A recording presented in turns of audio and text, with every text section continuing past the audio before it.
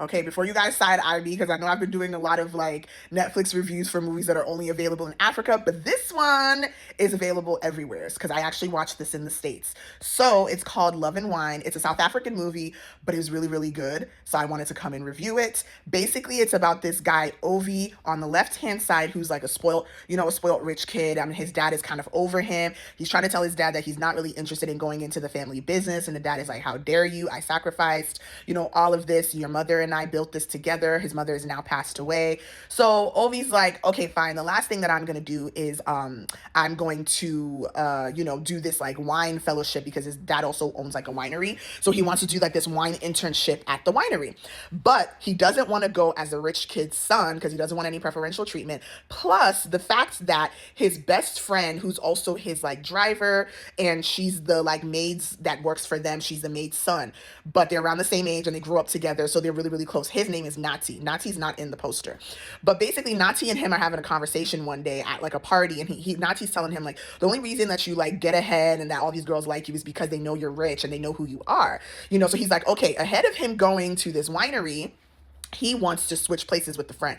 He wants the friend to pretend to be him, the rich kid's son, and then he will now be whoever Nati is, who's just Nati, nobody, right? So, and then he dares him to try to, be Nati and go and bag this girl, who's the lady on the right-hand side. Her name is like, I think Amale or something like that. I'm probably not getting the pronunciation and accent right. But basically, Ovi likes, the real Ovi, who's the guy on the right, left-hand side, likes her. He goes to talk to her, and immediately she's like, yeah, no.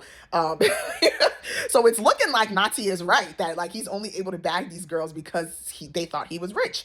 So basically, it's a story of him trying to, get Amale and get to know her, and if she agrees, and then also him going through the wine internship, but as Nati, who's just like a broke kid, just regular person.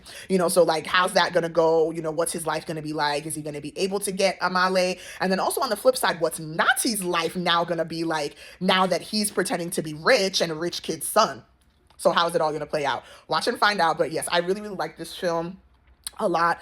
I loved the story, and I love like the detail and intricacy in which they told the story. Like obviously we've seen stories about people switching from rich to poor before. It's not a completely original storyline, but I like how they did it with the background of an African theme, and also like African, it's like embedded with our South African culture, which I love.